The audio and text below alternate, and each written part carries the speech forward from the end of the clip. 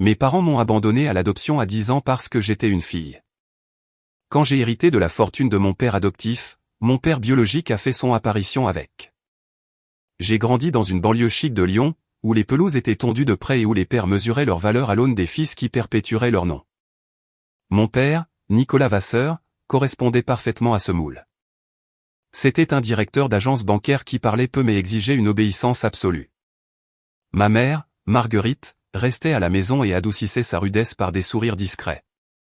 Elle ne protestait rarement, ne le défiait jamais, et vivait comme si son unique but était de faire tourner la maison. Mes deux frères aînés semblaient briller sous le regard paternel. Thomas, déjà adolescent quand j'étais petite, était applaudi pour ses excellentes notes et ses rôles de leader. Antoine, dont j'étais plus proche en âge, accumulait les trophées et les encouragements pour ses exploits sur les terrains de foot. Leurs victoires étaient célébrées à table avec des rires et des louanges.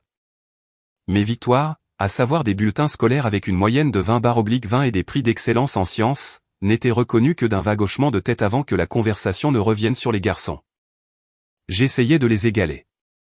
J'étudiais plus dur, je courais plus vite, j'allais jusqu'à réclamer des camions en jouets à la place des poupées, espérant que mon père me remarquerait.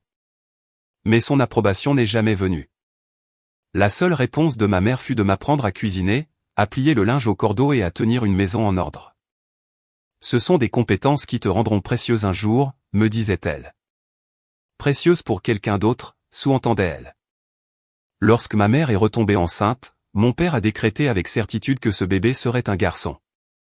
Il a peint la chambre en bleu avant même que son ventre ne s'arrondisse.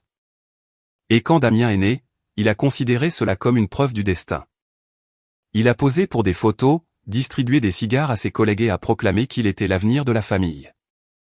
J'avais 10 ans, l'âge suffisant pour comprendre que j'étais devenue encombrante.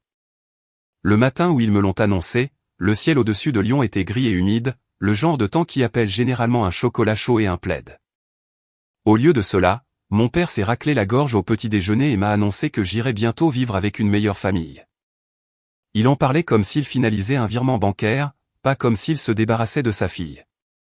Ma mère était assise à côté de lui, les yeux rivés sur son assiette, les doigts tortillant l'ourlet de son tablier.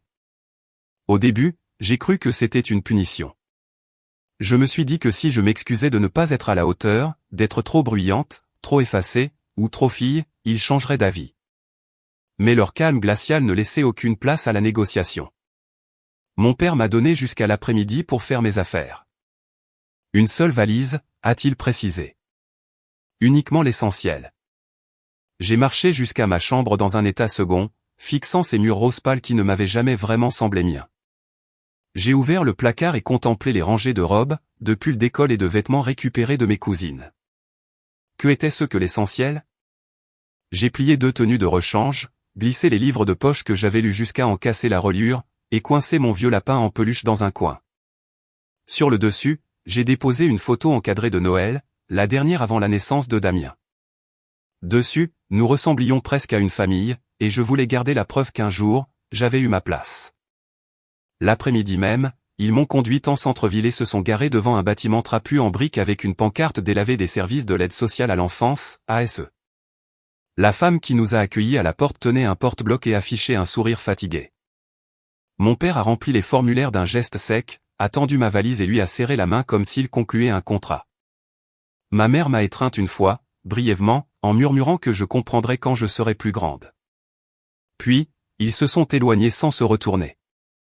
Cette nuit-là, dans le foyer, je me suis allongé sur un lit de camp étroit qui sentait l'eau de Javel, serrant la photo contre ma poitrine. Dans le silence, je me suis fait une promesse, jamais plus je ne supplierai quiconque de m'aimer, et je n'oublierai jamais le jour où j'avais découvert ma véritable valeur à leurs yeux. Le foyer n'était que le début. En quelques semaines, j'ai été placé dans ma première famille d'accueil, une maison bondée dans l'Est lyonnais où 6 autres enfants se partageaient déjà un espace trop restreint. Les plus grands maltraitaient les plus petits, et les parents d'accueil agissaient plus comme des gardiens de prison que comme des tuteurs. Les repas étaient expéditifs et bruyants, les lits entassés dans des chambres au papier peint décollé. J'ai appris à baisser la tête, à rester silencieuse et à me fondre dans le décor pour ne pas m'attirer d'ennui. Quand ce placement a implosé sous son propre poids, on m'a envoyé chez un couple de quadragénaires sans enfants qui, au début, me parlaient avec douceur, m'appelant à ma puce et m'achetant de nouvelles chaussures. Pendant quelques semaines, j'ai cru que c'était ainsi qu'une famille devait être, des dîners chaleureux, des questions sur l'école, une certaine douceur dans l'air. Mais dès le 2e mois, leur patience s'est étiolée. Ils voulaient un enfant plus jeune, quelqu'un d'assez malléable pour le façonner comme le bébé qu'ils n'avaient jamais eu. À 10 ans, j'étais déjà trop indépendante, trop abîmée. Un matin, j'ai de nouveau été emballée comme un colis indésirable et renvoyée à l'agence. L'étape suivante fut un pavillon de banlieue immaculé, avec des pelouses parfaites et des placards verrouillés. Les parents étaient à cheval sur les règles et l'argent de poche, mais leurs yeux brillaient davantage à la réception des chèques de l'État qu'en regardant les enfants qu'ils accueillaient. Je n'étais qu'une ligne dans leur budget mensuel, une bouche supplémentaire qui leur rapportait de l'argent. Leur sourire n'atteignait jamais leurs yeux, et j'ai fini par cesser d'en attendre quoi que ce soit. Durant ces années, ma stratégie de survie est devenue l'effacement total. Je me recroquevillais dans les coins, noircissais mes cahiers d'un travail scolaire irréprochable et évitais de demander quoi que ce soit au-delà du strict nécessaire. Les professeurs me félicitaient pour mon sérieux, mais aucun d'eux ne comprenait que mon silence n'était pas de la discipline, c'était une armure. La seule qui semblait l'avoir remarqué était mon assistante sociale, Élise Dubois. Elle arrivait chaque mois avec son porte-bloc et un regard perçant qui ne laissait rien passer. « Tu es brillante, Céline » m'a-t-elle dit un jour, penchée sur le bureau de l'agence. « Mais tu te caches derrière ces bonnes notes. » Je n'ai pas répondu. Je ne savais pas comment faire. Et pourtant, une part de moi se demandait ce qu'elle voyait que les autres ignoraient. Cette question a persisté lorsqu'elle a commencé à me parler d'un homme nommé Jean-Marc Chevalier. Élise m'a parlé de lui par un après-midi gris. Il vit juste à l'extérieur de Lyon, dans une maison beaucoup trop grande pour un seul homme. Il a 62 ans, il est veuf et n'a pas d'enfant à lui. Il souhaite redevenir famille d'accueil. J'ai hoché la tête, de marbre. J'avais déjà entendu de telles promesses. Une semaine plus tard, j'étais assise raidement dans la voiture d'Élise alors que nous tournions dans une allée bordée d'arbres menant à une majestueuse maison de maître en pierre de taille, dotée de larges corniches et d'un vaste porche. Jean-Marc nous attendait déjà, appuyé contre la rambarde avec une patience qui semblait naturelle. Il était grand et svelte, ses cheveux argentés coiffés en arrière, et ses yeux bleu pâle ont croisé les miens sans forcer un sourire de façade. Il a simplement dit, « Tu dois être Céline. J'avais hâte de te rencontrer. » Il ne m'a pas demandé de faire mes preuves. Il n'a pas récité le règlement de la maison. Au lieu de cela, il m'a fait visiter les pièces, des parquets anciens cirés avec soin, des bibliothèques tapissées de livres, et l'odeur d'un plat légèrement herbeux qui mijotait dans la cuisine.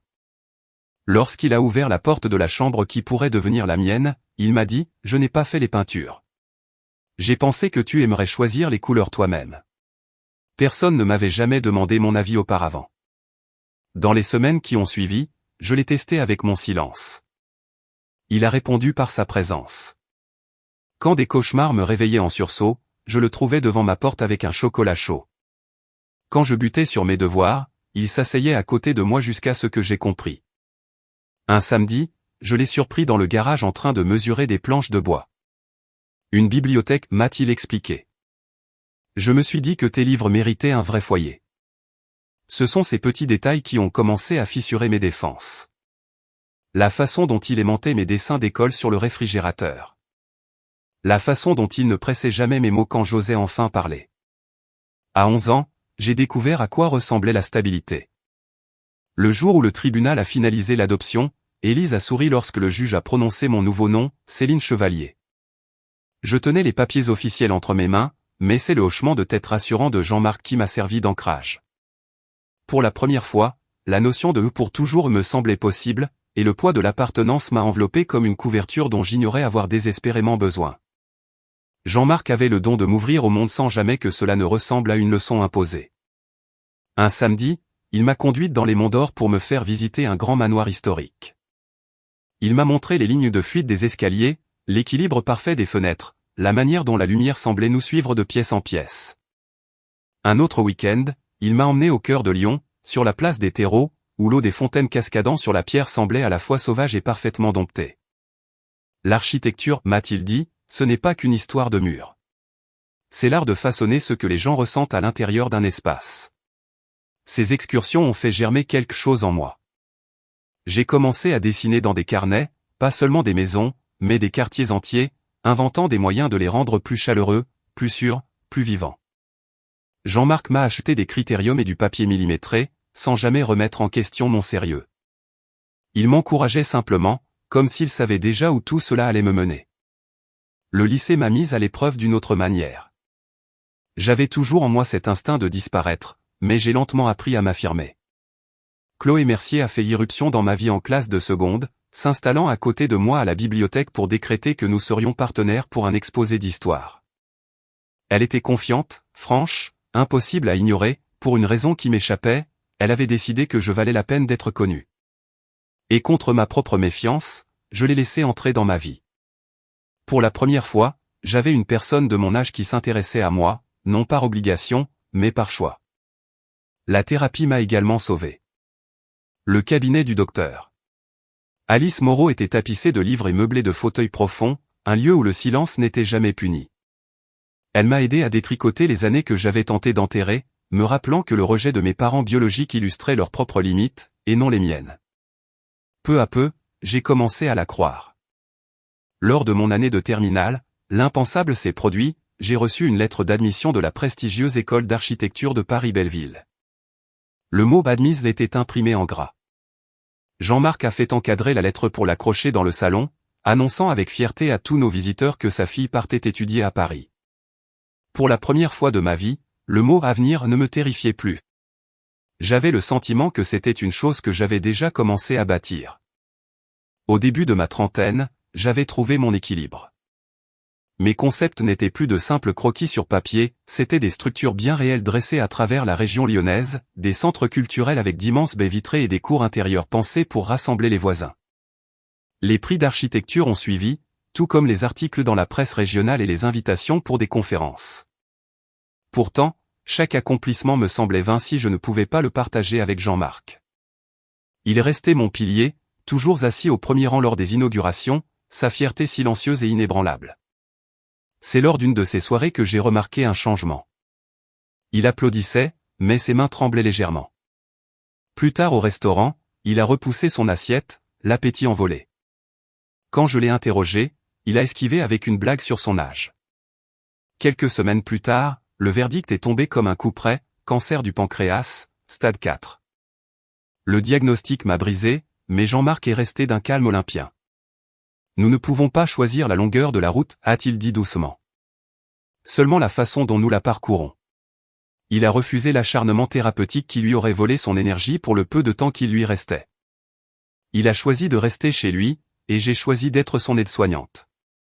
Notre maison est devenue un sanctuaire aux journées millimétrées. Les matins étaient rythmés par la prise des médicaments et le thé dans la véranda. L'après-midi, nous feuilletions des albums photos, ces récits transformant le passé en un héritage immatériel que je pourrais porter en moi. Le soir, quand la douleur se faisait plus féroce, je m'asseyais près de lui et je lui faisais la lecture. Ma voix remplissait ce silence qui, enfant, me terrorisait, mais qui m'apparaissait désormais comme un bouclier protecteur. Même si son corps l'abandonnait, son esprit restait acéré. Il me questionnait sur mes chantiers, me poussait à continuer de créer, me rappelait que mon travail avait du sens. Une nuit particulièrement calme, alors que la pluie battait les carreaux, il a pris ma main.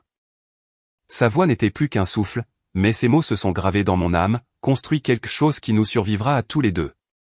Je suis resté à ses côtés jusqu'à la dernière seconde, tenant sa main pendant que sa respiration s'éteignait. Lui murmurant qu'il m'avait offert bien plus que n'importe quel plan d'architecte n'aurait pu le faire. Quand le grand silence est tombé, le monde a semblé basculer. Mais sous le poids du deuil battait une détermination sourde, la promesse que je me devais d'honorer. Les semaines suivant la mort de Jean-Marc se sont confondues dans un brouillard de condoléances et de paperasse administrative. J'avançais comme en apnée. Quand le notaire m'a convoqué à son étude, je m'attendais à de simples formalités, la succession de sa maison, de ses économies et quelques objets personnels. Ce à quoi je ne m'attendais pas, c'était la somme inscrite à l'encre noire sur l'acte notarié. Jean-Marc m'avait désigné comme son unique héritière, sa maison modeste, ses placements boursiers, et le capital issu de la revente de son entreprise des années plus tôt. Le tout s'élevait à plus de 25 millions d'euros. Pendant une longue minute, j'ai fixé le montant, incapable de l'associer à cet homme qui préférait les vieilles chemises à carreaux et ses gants de jardinage usés. Il n'avait jamais mené grand train. Ses bonheurs résidaient dans la lecture, les dîners paisibles et ma compagnie. Découvrir qu'il avait amassé une telle fortune m'a fait prendre conscience de l'ampleur de ses sacrifices. Il avait économisé, investi et protégé son patrimoine. Et aujourd'hui, il me confiait tout. La nouvelle s'est répandue comme une traînée de poudre. En quelques jours, la presse locale a sorti l'article « Une architecte lyonnaise hérite de la fortune chevalier ». Mon visage, pioché sur le site de mon cabinet, barrait des unes que je n'avais jamais sollicitées. Des collègues m'adressaient des félicitations hypocrites. Des inconnus me dévisageaient comme une bête curieuse, et de lointaines connaissances m'approchaient avec des opportunités soudainement très intéressées. La nuit, je restais éveillé dans la grande maison vide. La richesse n'anesthésiait pas la perte, elle la rendait plus aiguë. Cet argent me semblait moins être un cadeau qu'un immense fardeau, une pression m'obligeant à prouver que j'étais digne de l'empire qu'il avait bâti. Un soir, en arpentant son bureau et en caressant la tranche des livres que nous avions lus ensemble, j'ai compris. Cette fortune était son ultime leçon. Il ne m'avait pas légué cet argent pour le flamber. Il m'avait légué les moyens de continuer à bâtir, d'honorer la promesse faite à son chevet. C'est à cet instant précis que la sonnette a retenti, déchirant le silence de la maison et m'aspirant dans un chapitre que je n'avais pas vu venir.